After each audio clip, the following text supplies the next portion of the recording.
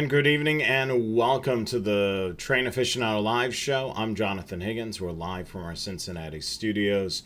We've got an interesting show tonight where we're talking about rail fanning with a scanner, but what antenna should we use? We're going to talk about base antennas. We're going to talk about portable antennas and antennas you should use mobily. Some of these you've heard of, some of you haven't. There's some antennas on the show that I haven't tried, and I've heard rave reviews about these antennas. So we're going to have a lot to cover tonight. If you're joining us for the very first time, make sure you hit that subscribe button. Do that right now. And also in the comment section, if you see an antenna that you're interested in, there are links to each one of the antennas that we're talking about today in the comment section. I'm going to try to get to all your questions in the chat as well. I may miss some. It's kind of hard for me to watch the chat and do the show at the same time. So if I end up missing any of the messages, just let me know, and we'll be happy to be able to try to get to those as much as possible. So let me go back to the slide.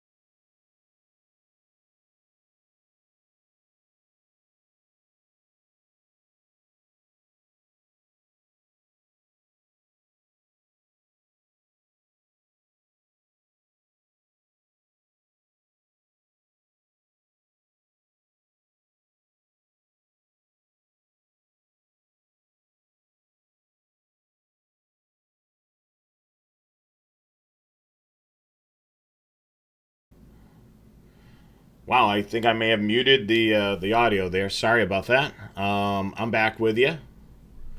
I saw that with the chat. Let me just roll back in case you guys missed what I was saying. I'm deeply sorry about that. We are covering tonight the 6 rail fanning scanner antennas you should try. A lot of those are photographed here.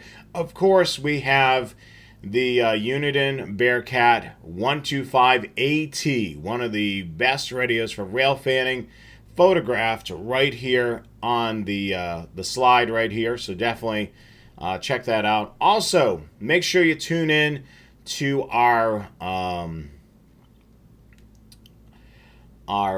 shows that are on the channel as well, Rail Fanning for Beginners. You can watch it, of course,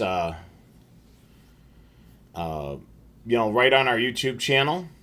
So our next show is next Wednesday, the following Wednesday, August the 2nd, 8 p.m. Eastern Time, 5 p.m. Pacific, right here on YouTube. And we are airing shows right now on Wednesday nights, the first and third Wednesday of every month. Make sure you follow, like, and subscribe to our social media as well, Facebook, Twitter, YouTube, and Instagram at Train Aficionado. And make sure you support the channel as well. We do have some swag out there, so you can purchase a t-shirt, a hat. We even have a travel mug. We got all types of cool stuff for the channel. So that helps us to upgrade equipment and be able to do what we were able to do here with live streams and use the software that we're streaming to YouTube. We actually use a professional software. So we're actually streaming in 4K. So you can crank that up to all the way up to 4K. So sorry about the technical difficulty there. I hit the wrong button there and it made it go mute. So rail fanning with these antennas, we're going to recommend 6 you should try. So let's take a look at some of those antennas you should take a look at. But before we do that, we want to talk about railroad communication. Chris Schultz asked a great question at the top of the show. Chris, I did not miss your question about the rail fanning on Amtrak. I'm going to explain it right here, Chris. So, line of sight communication. How it all works is essentially line of sight. So if you've ever used one of those talkabouts or one of those little two-way radios as a kid, it would not go terribly far. You know, you don't have a lot of distance. It's a lot. That's what they call line of sight communication. It's basically the power of the radio. So portable radio, typically 5 watts. The cab radio, 45 watts or so. So, of course, you know, if the engineer's in the cab communicating on his radio, it's going to go a lot further because the power of the radio is about, 50 watts or so. As for the portable radio is about 5 watts, so it's not going to be as far. So that's on the two-way radio end of things. And then there's transmitters along the right-of-way. As you can see there, you see a couple of towers there. So the dispatcher can transmit off those towers. Typically, the dispatcher you're going to hear most of the time when you're monitoring railroads because they're transmitting off of a high tower. And then as for the crew, you're going to be able to hear them when they're in close proximity of you. Now, you're probably wondering, how does a dispatcher hear them if it's line of sight? So there's towers along the route, and they're basically receive sites. So this allows you to be able to receive and hear that communication. So you're able to hear that as a dispatcher. So they're able to hear the crew on the engineer's radio, and then about the portable radio, same thing. They're able to hear it. So let's take a look at what we have here. We've got our railroad here down at the bottom of the slide, and we've got a couple of towers. So we got a tower dead center in the middle.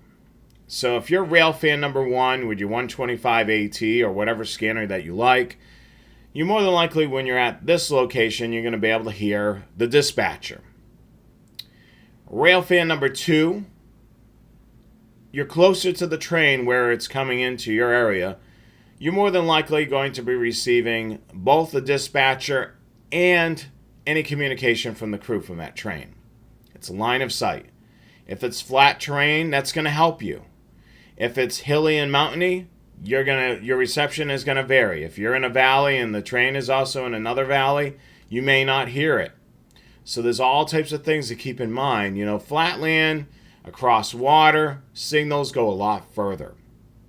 So keep that in mind while rail fanning. The great thing about it, if he can hear the crew communicating on the radio, the train is relatively close. So that's something that you should keep in mind when you're listening on your scanner. If you can hear the engineer or even the conductor, if they're doing some moves on a spur track, you're able to hear them on the radio.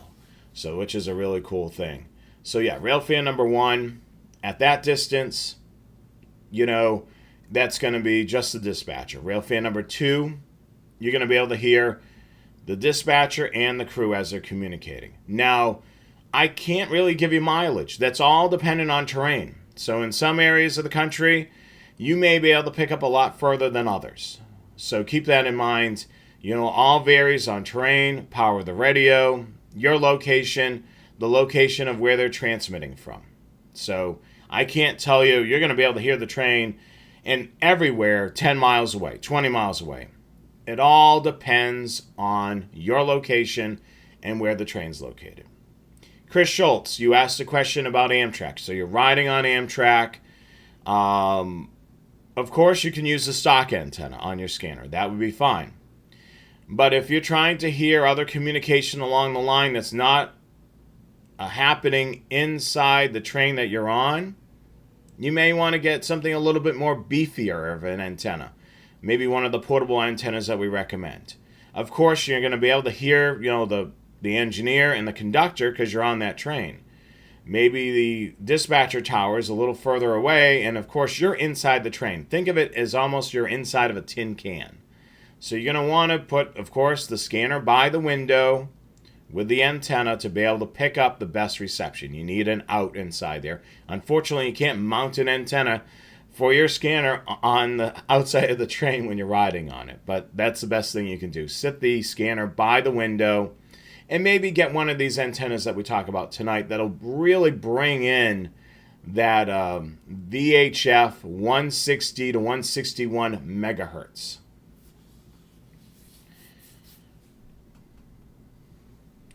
This antenna here gets a lot of praise, tons of praise for Railfans. I've heard and seen a lot of write-ups about this antenna. I haven't personally tried it. This is the Diamond RH77CN antenna. Now, this is a great wideband antenna. It works extremely well on the railroads. It's 15 inches high. It has a BNC connection. The receive bands, 120, 150, 300 megahertz, 450, 800, and 900 megahertz. So basically, it's a wideband antenna. Works extremely well on all bands. So if you're just not monitoring the railroads, this antenna is king. So if you're looking to monitor all these other bands plus the railroads, take a look at the Diamond RH77CA. I definitely need to get one of these antennas to try it out myself. But I've heard rave reviews. I've spoke to Railfans trackside. I've also saw a whole bunch of reviews on various train-related websites. Really good antenna, highly praised by, of course, the Railfanning community as well. So definitely, this is one that Railfans praise up and down and sideways. The next antenna I'm actually familiar with. This is one that I was recommended by a viewer. One of you said you got to try out the Smiley antenna. This slim duck 160 megahertz antenna. And trust me, this antenna is phenomenal. It's a little taller than 9 inches, and it works extremely well. Actually, I may have made a typo there. I don't think it's a lot longer than 9 inches. And it has B and C connector and other connectors. So with Smiley, it's a two-part thing when you purchase an antenna from them. You get the antenna portion, and then you pick the connector.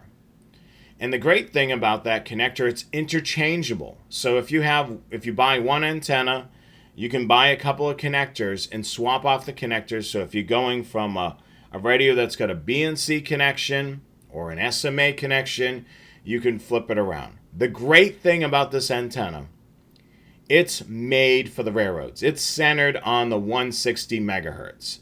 So this antenna is going to be king. It is tuned for the railroad band. Works extremely well. I'm using this antenna, of course, on my 125 AT, my 125 AT, which I can show you on camera right now. So see it right here, 125 AT. It is a lot longer than 9 inches, and it is extremely cool. Now I want to show you how this works. So I'm going to take the antenna off, and it has this connector which is detachable. So you can see right here, this is the antenna without the connector. So the connector, you purchase this separately, or actually it comes with one connector, and then you can purchase other connectors if needed. So it comes with, you choose the connector. In this case, I choose the B and C connector, and then it simply just screws right on, just like this. And it's quick and easy. You put it right on, you're done. I also have it, many of you know that I railfan with an Anytone, and I have this programmed for all 97 railroad channels. This one here has the has an SMA connector, which I'll pull off just right now. And you can see right there, it's the that's the male connector, and then of course the radios get the female connector. So I use the same antenna on both radios. And yes, Railham, you're absolutely right. It works really well on the railroads, and of course NOAA weather radio, because it's in the same band. It's 162 for NOAA weather radio. So this is a really good antenna, and the great thing about it, it's a small business right here in the United States. So these are manufactured right in the U.S. It's a small family-run business. So when you're purchasing this, you're supporting a pretty much a mom and pop business, and I can't say enough about them. I've ordered 3 of these antennas. I actually own 2 of them, and then my dad, I gave him an antenna for his 125 AT when he's out railfanning, and this is the king. He says he loves this antenna. It works extremely well. He railfans in the same location, and he was telling me, Jonathan, I'm able to hear the defect detector on both sides. So he lives in Kannapolis, North Carolina, so he's able to hear defect detector in Landis, and then he can hear another defect detector on that Norfolk Southern line that's down south of him, which is great. So the great thing about it, hearing those defect detectors going off, he knows there's a train coming at him from one direction or the other, depending on the milepost. But I can't say about enough about these antennas. Of course, I'm a 125 AT user as well, so many of you are. And we've got a lot more antennas to cover. So let's go back to the slide deck and take a look. All right, so we've talked about this antenna in great detail. So that's the Smiley antenna. It's the slim duck 160 megahertz antenna. Let's take a look at the next slide. So this antenna is manufactured by, of course, ScannerMaster with their SpectrumForce line. Now this antenna is a wideband antenna. It's a mag mount with BNC. Very affordable. It's about $24.95, I believe. It's 17 inches tall. It has 12 feet of coax cable. It comes in a BNC version and an SMA. So if you're using another unit in radio, such as an SDS 100 or a 436 that has an SMA connector, you could get the SMA version. If you're pretty much using any other radio, it's going to be a BNC on the Radio Shack, Whistler, and unit inside is going to be a BNC. So it receives wideband, so it's going to be able to go from the low band all the way up to the 700 and 800 megahertz. Works extremely well. It's affordable. If you can't, put a professional antenna on your vehicle, or you can't afford to spend hundreds of dollars on a fancy mobile antenna, this is a good one to take a look at. And of course, if you're traveling, let's say you're doing a railfanning trip where you're flying in and then renting a car, this is a great antenna. You put it in your suitcase, travel there, put it on the rental car, and away you go. Somebody asked about maritime. On any one of these antennas tonight that we're talking about will work on maritime as well, because they're on the VHF band, so it's going to work fairly well. I just saw that Charles neighboring those frequencies, and a lot of the ham VHF as well. So a lot of you guys listen to not only railroads, you're listening to maritime and what such. But some of these, just keep in mind, I'm going to say which antennas are tuned to, what particular bands. And, this antenna, of course, a wideband antenna. Now, I've seen some railfans with this antenna, the TrainTenna. And this one here is a long whip, about 34 inches tall. It's an NMO mount. It does come with, if you buy it from DPD Productions, it does come with a mag mount. Now, you can, of course, drill a hole and put an NMO mount on your vehicle and have a permanent mount. But it does come with a mag mount. It's an NMO.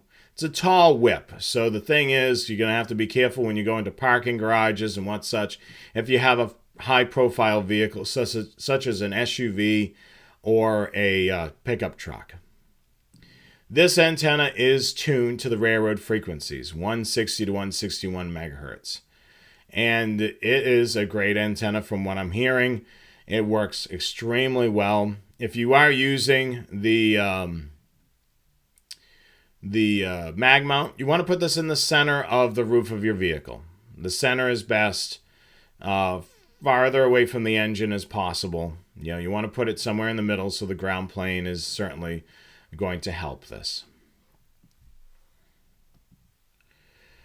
This next antenna I'm actually using. This is the Comet CA-2X4SR. It's a mobile antenna. It covers VHF and UHF, and it works extremely well. Now, this is an NMO mount. It's 40 inches tall, receives, VHF and UHF. And I got one of these Tram base ground plane kits.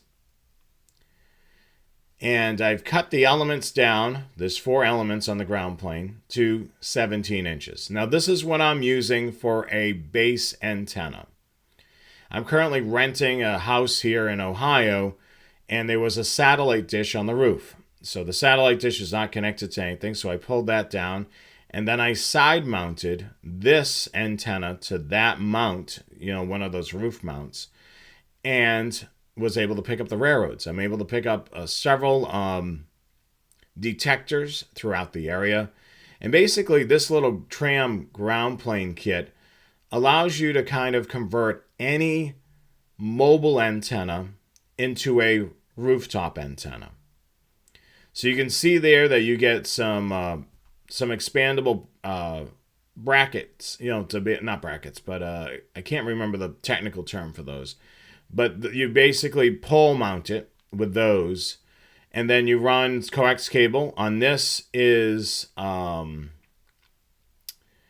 I think this is a PL259 connector at the base of it. So you would run a coax cable, and then a PL259, and of course a BNC connection, to go into the back of your 15X or to a multi-coupler.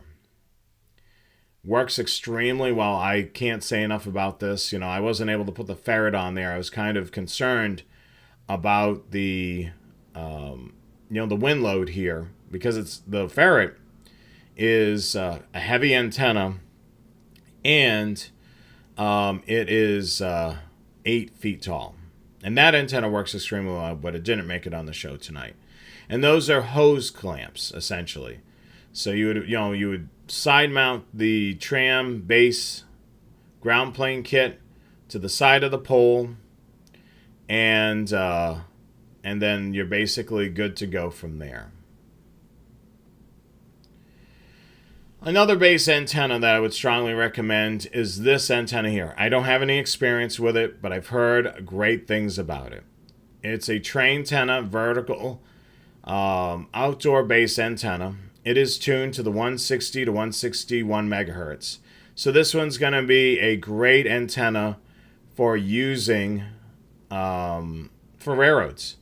It's 57 inches tall. It's got an end connector with a 12-inch pigtail. So basically, the pigtail comes out of the base end of the antenna. You connect up the coax cable to that pigtail, which has an end female.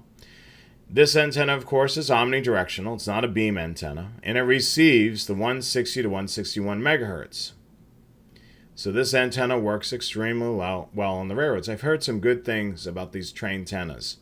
I don't have any personal experience with them, but, they have a whole bunch of them on various antennas on this DPD Productions website. All right, so those are the 6 Railfanning antennas you should try. Just wondering how many of you have actually owned some of these antennas. I currently on this screen, I have, if you're looking at them, I have the one I just mentioned by Comet. I also have the Smiley antenna, and I also have the the one that's manufactured from Scanner Master are part of their SpectrumForce line. The other ones I don't have any experience with, but I've heard rave reviews from Railfans, both in person trackside and also from looking online, doing research for the show.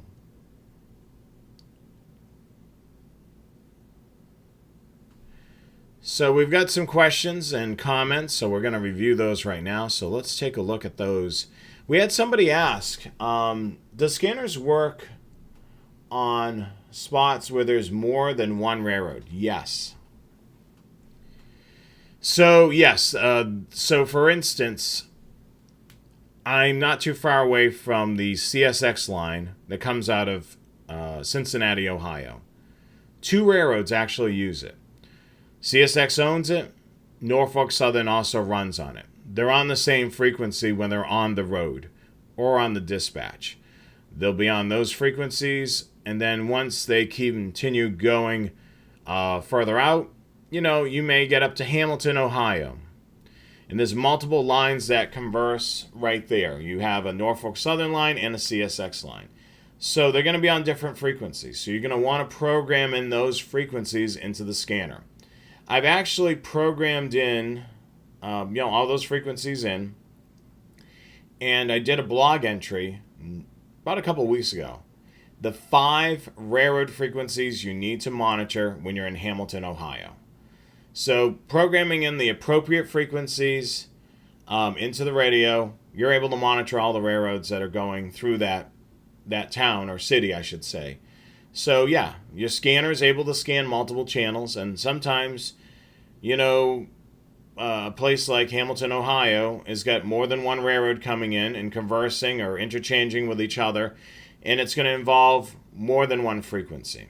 A lot of times, CSX and Norfolk Southern may operate on 2 frequencies. They'll have a road channel, and then they'll also have a dispatch channel. The dispatch channel typically will be where they get instructions and so forth. So typically the crew, when they're traveling along the line, they're on the road channel.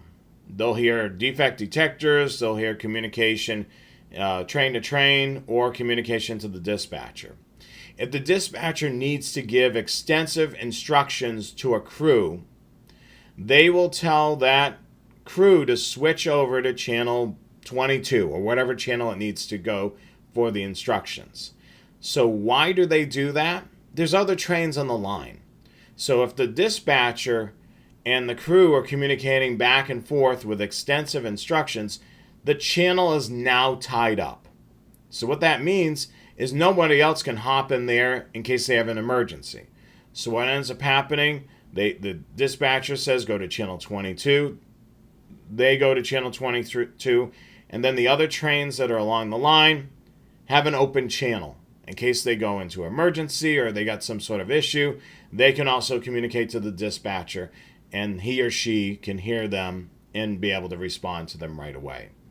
So it's basically with the 2 channels, it's allowing, to kind of prioritize, traffic on that particular channel. You don't want to be tying up the road channel for terribly long.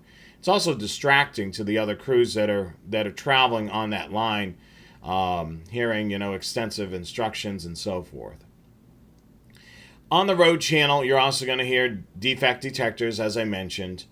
You're going to be able to hear, call outs, as crews pass certain points along the line and what such. CSX Railfan asked, if you have a rooftop antenna, what is the best way to protect it from lightning strikes so you don't start a fire? So there are several different ways to ground an antenna. One way, which is done here, the coax cable is connected up to the antenna, and then you have a lightning suppressor. Your coax cable connects into that lightning suppressor, and then there's a ground that goes to that's grounded to the ground essentially, and which has a spike into the ground, and then little copper cable connecting to that spike. So what happens in that case? lightning hits the antenna, goes down to the lightning suppressor. The lightning suppressor then routes that energy to the ground. And then it prevents that from going any further to the radio. So it stops it right there.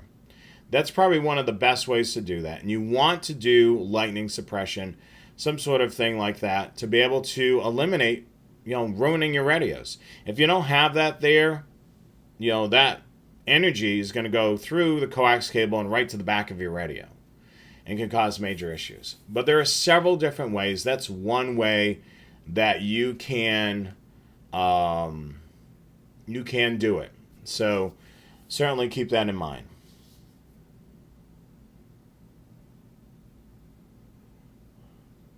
So a gentleman asked, I think Course 2 asked about, using the telescoping antenna for his 125 AT versus, using the rubber duck.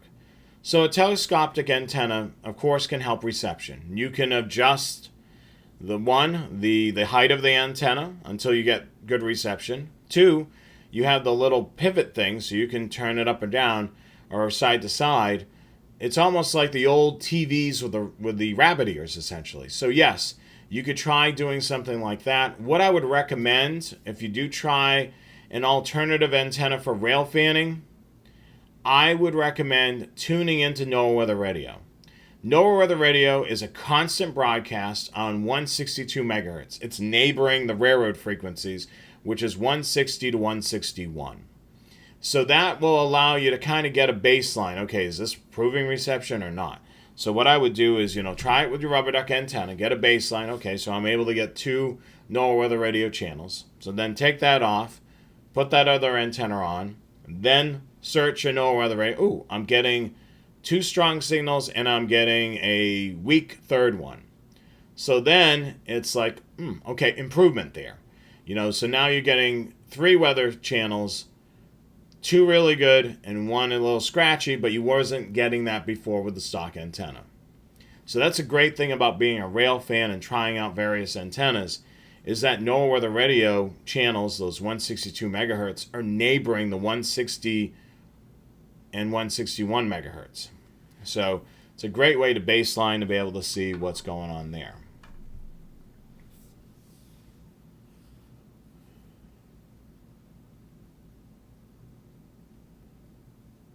So I believe I'm reading this question right. It looks like a ham radio operator, which is KE2BJW, asking about the defect detectors. So they vary all across the country. Some of those are actually a recorded voice.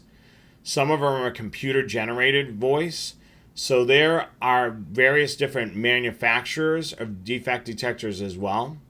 So typically you're going to hear certain things on a defect detector. Number of axles, you're going to hear the milepost. Sometimes you'll hear the temperature. Some are smart enough to give you the length of train. Some are really smart, and they're able to determine how many cars are on the train. So it varies, basically the technology that's on the ground to be able to determine all those things. I used to live not too far away from a defect detector that was on the Northeast Corridor, just over the state line in Pawtucket, Rhode Island. And it used to give the milepost and the temperature, and then of course it would say no defects. There is a defect detector that I hear all the time in Hamilton, Ohio. I'm not too sure if we'll hear it tonight on the show. I can turn up the volume on this scanner. That will give total axles. It'll also give the milepost, of course, and I think that's it. So, and of course, it'll tell you no defects. And then, of course, if there is something going on, it'll report that otherwise. So you're able to hear communication on it. Also, it'll tell you what track.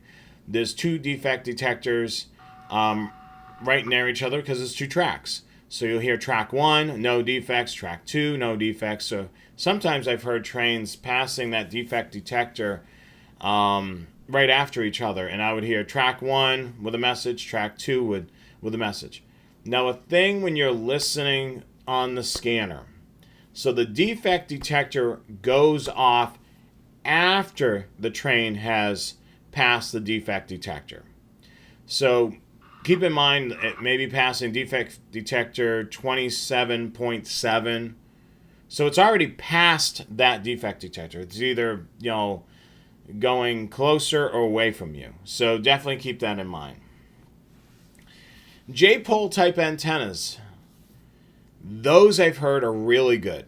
Now, my friends over at Railstreams Railstream, I should say, use those J-pole for their scanner feeds. And they say it is really good. Works very well. They actually have them custom made for their sites. They actually, if you're a paid member of Railstream, basically what they have is a scanner feed that you can turn on as a secondary audio source. If you're a paid member, you'll get that option. You'll get the environment sound, and then you also have the option to turn on a scanner feed for where that camera is. So that's really cool. They've been working on that for a bit. But yeah, typically, those defect detectors, you got to, the train's already passed it, and it'll go off shortly after that. You'll see the tail end of the train go over the defect detector, and then shortly after that, you'll hear, the message on the radio. Sometimes the defect detector repeats twice, and sometimes it just broadcasts it once. So every one of these defect detectors are unique and different, and there's a couple of different manufacturers out there. Yeah, Danny Harmon has talked about this subject at length because a lot of people ask a lot of questions, regarding scanning and railfanning. So that's why we're doing several shows on this as well, because it is a hot topic. This is basically a tool in the toolbox. Now, I've gotten questions. What if I get an SDS 100 for railfanning? Is this a good value? The thing with the SDS 100, it's a very expensive radio. You're looking at about $650. So it's not cheap whatsoever. So, and it's also digital, but it's made, when it was manufactured, they paid heavily attention to the digital output on this radio. So it works extremely well with digital communications. It works okay on analog. Some people will say it's terrible on analog. I find it works fine on analog. But, everybody's got their own opinion. But if you were just doing rail fanning with this radio, it's a lot of money. And I really think you could invest it wisely with something a little less expensive, which is the 125 AT. You're looking at about $130 some odd dollars plus shipping wherever you buy it from. And it's going to do the job. The other question that I get asked a lot is, what about digital? What about digital? That's the huge thing that I get asked a lot. The thing about digital is a lot of the railroads are not using it as of right now. And when they do use it, it's going to be NXDN. That's the chosen digital format the railroads, if and when they do it. There are some railroads using NXDN. There's some tourism ones and maybe some short lines where there's nobody else on the line other than them. Tourism line that I can say that is using NXDN, and they've been using it for years, is the Essex Steam Train in Connecticut. They are using NXDN. They're the only one on the line. There's no other people they're communicating with. So they're able to use NXDN. The reason why digital is not happening right now, everybody has to do it together. Look at this line that I railfan right here that goes up north through Cincinnati. Norfolk Southern and CSX. If they changed to digital, Norfolk Southern would have to have a digital radio in their cab. Norfolk Southern conductor would have to have a portable radio that's capable of doing digital. It's very expensive too, because you think about it, all the radios that are in all the cabs, all the portable radios, that they were using back when are all analog. So what I'm assuming is happening as they upgrade radios, they're digital capable. They can still use analog. And then once the fleet is completely updated with radios that are able to do digital, then you're a step closer to doing that. Then you're going to make sure everybody else, Norfolk Southern, CSX, all the major railroads, including Amtrak, because Amtrak shares the line. So you need to make sure that everybody else that's using it. Take a look at foreign power now that we see all the time. Sometimes that foreign power is the lead unit. So that rig inside there may be analog. And if you're on a railroad that's digital, that's not going to do you any good whatsoever. So it's going to be many, many years out. One viewer said anywhere from 5 to 10 years. It could be longer than that. I really haven't heard of any aggressive moves by the railroads to make this priority. One, it's expensive. The radios are a little bit more costly. Two, they got to replace all the radios. And then you got all the receive sites, and you got all the transmit sites. You got to upgrade everything. I mean, it's going to be a task. It's going to be an expensive one. I'm curious to see how things will be when we see that happen and how the reception will be. Because it'll be a digital signal. Binary code, zeros and ones traveling through the air. So we're either going to get it crystal clear or it's going to hiccup or nothing at all. So for us being rail fans, it's going to be an interesting thing to see what happens when the railroads do go digital. So I don't know when it's going to happen, but it's going to be a joint effort because, if one railroad does it and they go on to another person's line or their locomotive becomes foreign power on the lead, they need a radio that's in there that's able to do it. So everybody's going to have to do it at some point, and it has to be a collective thing by everyone. I mean, it's interesting stuff. Our railroad hobby, railfanning, colliding into the scanner hobby. So as I say to a lot of people, this is a tool to them. This is not their main concern or thing, that they use for railfanning. Maybe if you're a photographer, you're going to invest a lot of money into, your camera or a video camera. You're going to spend a lot of money on this. You don't want to spend a ton on this. So the 125 AT is certainly a great radio, low cost. Things I can say about it, recommend a carrying case. You're going to notice with every one of my radios, whether it be this one or the SDS 100 or even my Anytone, I have a case on it. You're bound to bump into things and so forth. I want to keep it looking new, so I'll get a carrying case for it. So I always recommend carrying cases anytime that you're using a portable radio. And the great thing about it, these carrying cases that you can get have a heavy-duty belt clip. So if you're going to have this on your hip, it's going to be nice and snug. The other thing with this, it's just like the police officer's radio. It's turn it upside down, pull it off, take it off. You can drop it in just like this. It stays until it gets turned upside down. But, our hobby is really awesome. I can't say enough about it. We are looking for more topics for both the Train Aficionado show and the Scanner Guys show. So if you watch the Train Aficionado show often, we also have a show which is called the Scanner Guys. And I talk about all things scanners. If you're watching, this show for the very first time, we cover a wide range of topics, not always scanners. It's a lot of things with rail fanning and tips and tricks for various things for the hobby. We, of course, had videos if you're just joining the hobby, the things that you need to know going trackside. We talk about, apps and websites that you can use. A lot of people, get into the hobby, because of sometimes it's their kids that have taken an interest in trains. So then, trying to support your child to figure out, what can I learn or how can I help them to be able to get the most out of their hobby. And then eventually you become a rail fan, essentially.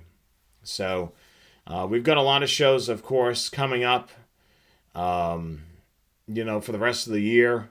So we hope that you join us each and every week. I'm going to go through and take a look at Actually, I got a couple more questions. Joe Bearcat says he often hears the engineer repeat no defects. Is that in case the dispatcher does not hear it, or he's just confirming he's heard the report? Joe, it is the latter. Basically, he's confirming that he is acknowledged that the report that there was no defects. The dispatcher can monitor the defect detector, and that sometimes is a PL tone on that particular transmitter, so they're able to tell that it's the defect detector. So yeah, the dispatcher is able to hear that, and a lot of times the dispatcher,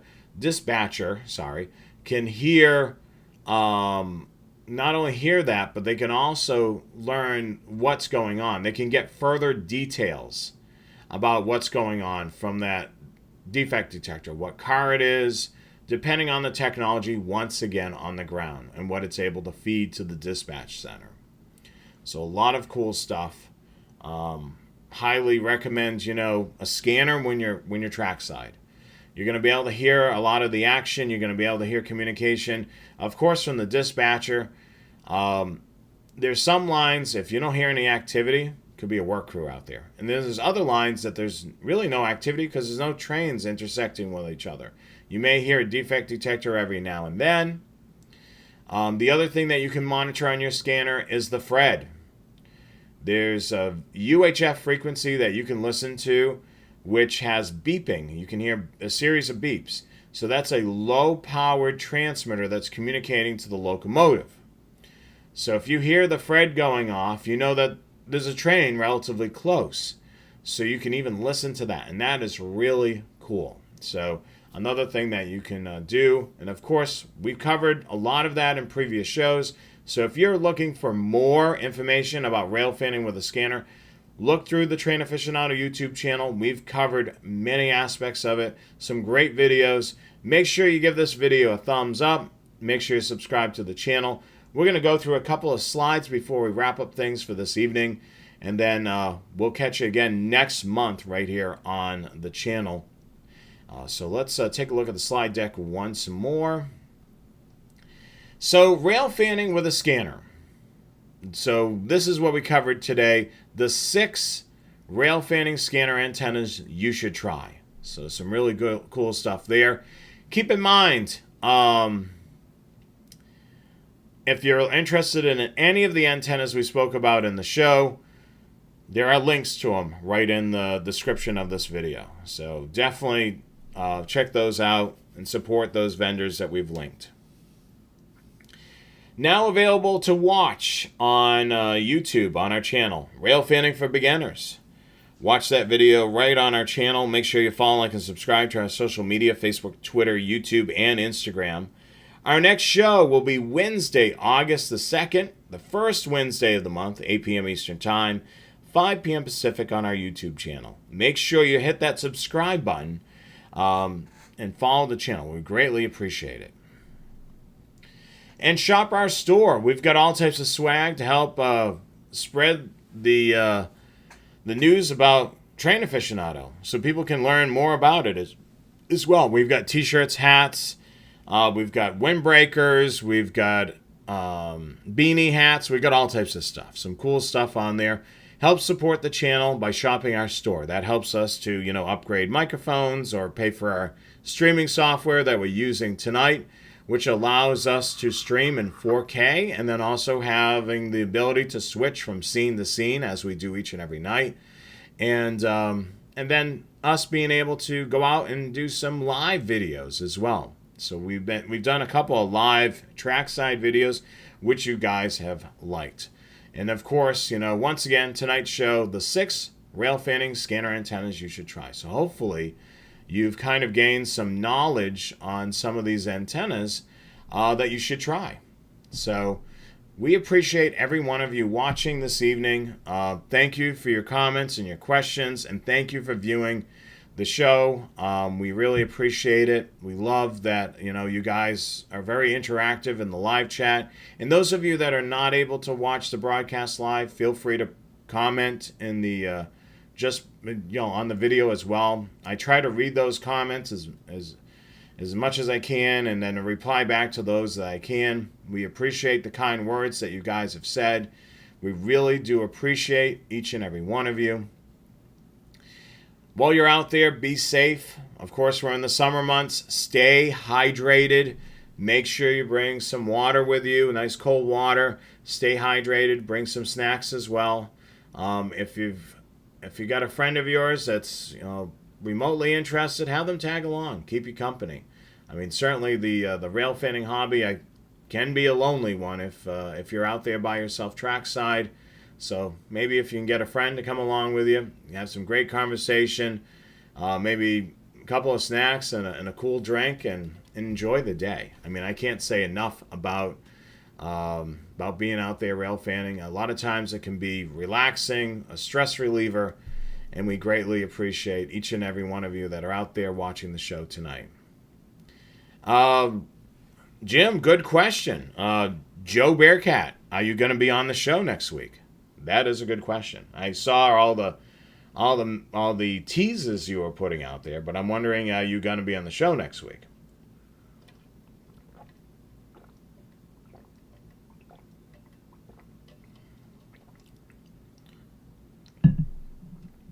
Why is that, Joe? Why won't you make an appearance on the show?